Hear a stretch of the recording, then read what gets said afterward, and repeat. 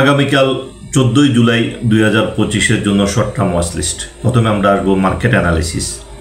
আজকে DSEX 1 point minus 665 কোটি turnover. এর মধ্যে ব্লক মার্কেটে ট্রানজ্যাকশান ছিল 33 কোটি। ব্লক মার্কেটে 33 কোটি ট্রানজ্যাকশানের মধ্যে ছিল ব্যাংক এশিয়ার 16 কোটি ট্রানজ্যাকশান। 1 কোটি উপরে তার একটা ট্রানজ্যাকশান হয়েছে ব্যাংক এশিয়ার 16 টাকা 30 পয়সায়।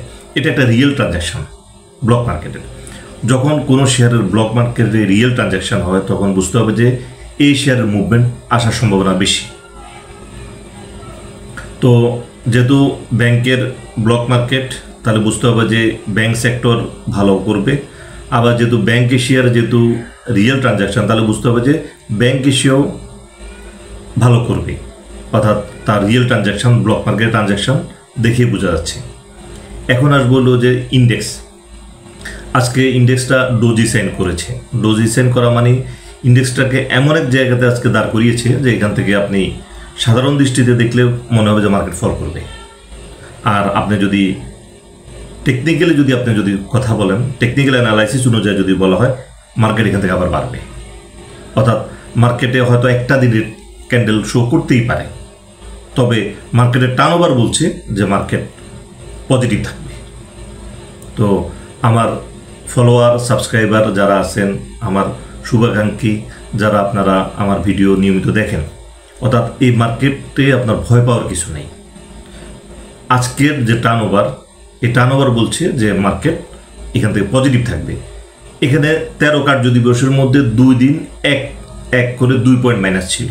তো একটা যদি রেড ক্যান্ডেল হয়, ঘাবড়ানোর কিছু নেই। তো আমার কাছে যেটা টেকনিক্যালি মনে হচ্ছে যে মার্কেটে যেহেতু টোটাল মার্কেটে ব্যাংক কেন্দ্রিক, সেহেতু মার্কেটে যে রেড ক্যান্ডেল দেওয়ার আশঙ্কাটাও একেবারেই কম, একেবারেই ক্ষীণ। যেমন আজকের টার্নওভারের দিক দিয়ে সেক্টরের মধ্যে ব্যাংক ছিল 1 নম্বরে 91 কোটি টার্নওভার, আর সেকেন্ড পজিশনে ছিল ফার্মা 74 কোটি টার্নওভার। তো সেক্ষেত্রেও দেখা যাচ্ছে যে ব্যাংক ভালো পজিশনে আছে। তো আমরা এখন দেখব আগামী কালের জন্য যে আমরা শর্ট ওয়াচ লিস্টে আমরা কী কী রেখেছি। তো সেই শেয়ারগুলো দেখে আসি। প্রথমে দেখব ভ্যাটবিসি। 1,49,000 ভলিউম, 286 টাকা 80 পয়সা ক্লোজিং। গত কার্যদিবসেও ছিল, এই কার্যদিবসে আছে একটা ফান্ডামেন্টাল শেয়ার। আমি আশাবাদী যখন ফান্ডামেন্টাল শেয়ারের মুভমেন্ট হয় মার্কেট অবশ্যই এটা শক্ত পজিশনে আছে, এটা বলতে হবে। তো এরপরে দেখব হলো কন্টিনেন্টাল ইন্স্যুরেন্স। 5,86,000 ভলিউম, 24 টাকা 50 পয়সা ক্লোজিং।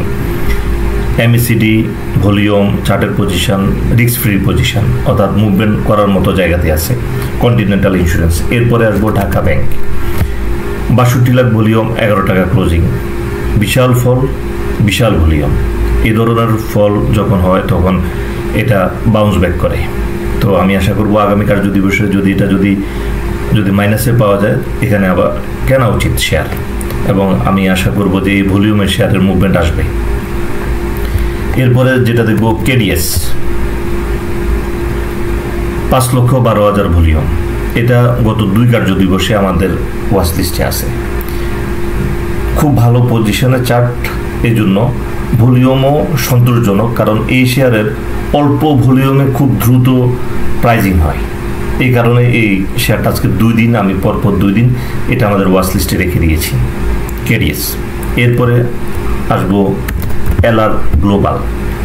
6,31,000 ভলিউম, 3 টাকা 80 পয়সা ক্লোজিং। মিউচুয়াল ফান্ডের যে মুভমেন্ট যে আসার সম্ভাবনা, এটা এই জন্যই আমরা এলআর গ্লোবালকে নিয়ে এসেছি। যদিও ভলিউম অনেকখানি কম, কিন্তু মুভমেন্ট করার মতো ভলিউম ক্রিয়েট হবে আস্তে আস্তে, বোঝা যাচ্ছে। এরপর দেখব PHP first mutual fund. 19,93,000 volume, 3 টাকা 50 পয়সা ক্লোজিং।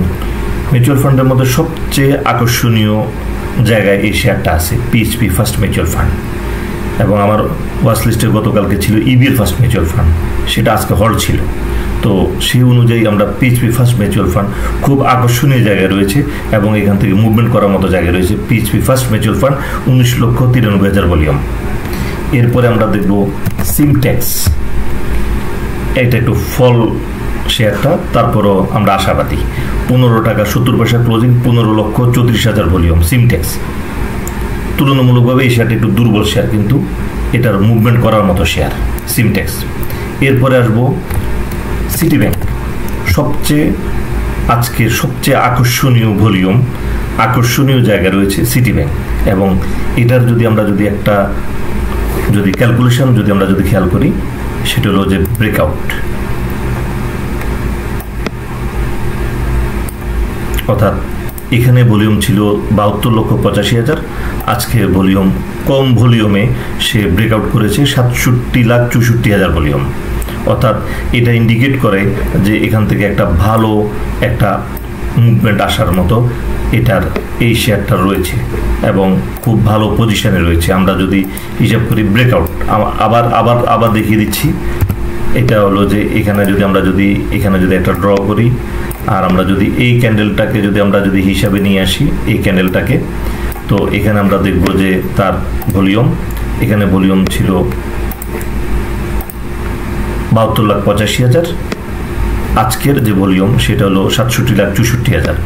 অর্থাৎ যখন 72,85,000 ভলিউম ছিল 21 টাকা 30 পয়সা, আজকে তার থেকেও কম ভলিউম দিয়ে সে 21 টাকা 30 পয়সাকে ক্রস করে চলে গেছে, অর্থাৎ 21 টাকা 50 পয়সা, 67,64,000 ভলিউম। অর্থাৎ ইন্ডিকেট করে যে এখান থেকে একটা ভালো মুভমেন্ট আসার মতো জায়গা ক্রিয়েট করেছে যে সিটি ব্যাংক।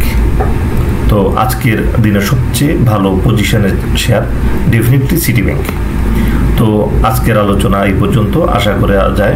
তারপরও আবারও বলে দিচ্ছি যে ইন্ডেক্স নিয়ে ভয় পাওয়ার কিছু নেই, টার্নওভার সন্তোষজনক, এবং মার্কেটে যেহেতু ব্যাংক কেন্দ্রিক মার্কেট, সেহেতু আমাদের ভয়ের কিছু নেই মার্কেটে। তো আমি আশা করব যে একটা ভালো মার্কেট আমাদের জন্য ওয়েট করছে, এবং আমাদের জন্য বড় প্রফিট আমাদের জন্য ওয়েট করছে এখনকার যে বর্তমান মার্কেট সিচুয়েশন। এবং আমাদের সবচেয়ে যেটা দামি আমাদের কাছে, সেটা হলো যে টার্নওভার। আমি আশা করব যে আগামীকালও এই টার্নওভার বজায় থাকবে, কিংবা এর থেকেও বেশি টার্নওভার হবে, এবং যখনই টার্নওভার বাড়বে তখনই মার্কেট আর ফল করার কোনো সম্ভাবনাই নেই। তো আজকের আলোচনা এই পর্যন্ত, ধন্যবাদ।